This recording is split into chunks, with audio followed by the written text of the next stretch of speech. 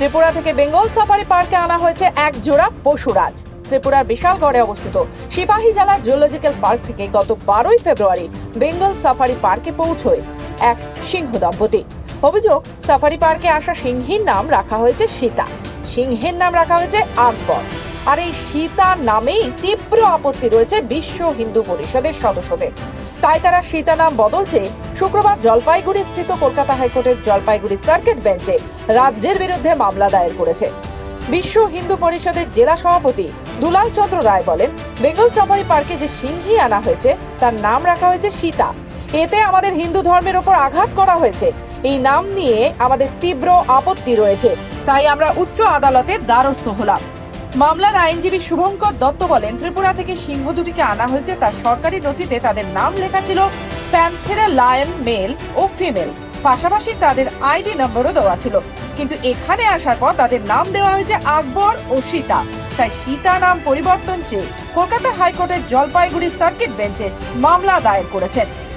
আপনারা well known, ভালোভাবেই অবগত আছেন, গত 9 তারিখে ত্রিপুরা গভর্নমেন্টের কাছ থেকে দুটো লায়ন নিয়ে আসা হয়, বেঙ্গল গভর্নমেন্ট নিয়ে আসে।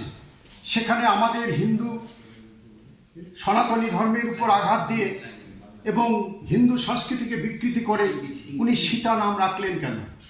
আমাদের আপত্তি এটাই যে উনি যা খুশি রাখুক, হ্যাঁ, কিন্তু আমাদের সীতা নাম পশুর ক্ষেত্রে প্রযোজ্য নয় এবং বেঙ্গল লাইভ অ্যানিমেলে কোথাও অভিধানে এ ধরনের আমরা আজ পর্যন্ত ভারতের ইতিহাসে আমরা দেখিনি। তাই এটা আমরা ঘোর আপত্তি করছি। কামিং ইলেকশনের পূর্বে রাজ্য সরকারের কাছে আমরা জানান দিতে চাই, এভাবে হিন্দু ধর্ম, হিন্দু সংস্কৃতিতে ভাসিয়ে দেবে আর হিন্দু সমাজ চুপ করে থাকবে, এটা হয় না। তাই আমরা আজকে উচ্চ ন্যায়ালয়ে দ্বারস্থ হয়েছি, এর সুবিচার আমরা চাই। আমরা আজকে জলপাইগুড়ি সার্কিট বেঞ্চে একটা রিট পিটিশন ফাইল করি। আর অ্যাকচুয়ালি যে ঘটনাটা ঘটেছিল, ত্রিপুরা থেকে এই লাইনগুলো 8 তারিখে রওনা দেয়।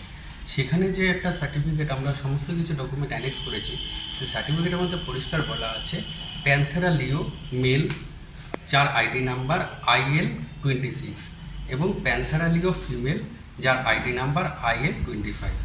এই দুটো লায়ন অ্যানিমেল এক্সচেঞ্জ প্রোগ্রামের জন্য আমাদের উত্তরবঙ্গে বেঙ্গল সাফারিতে আসে।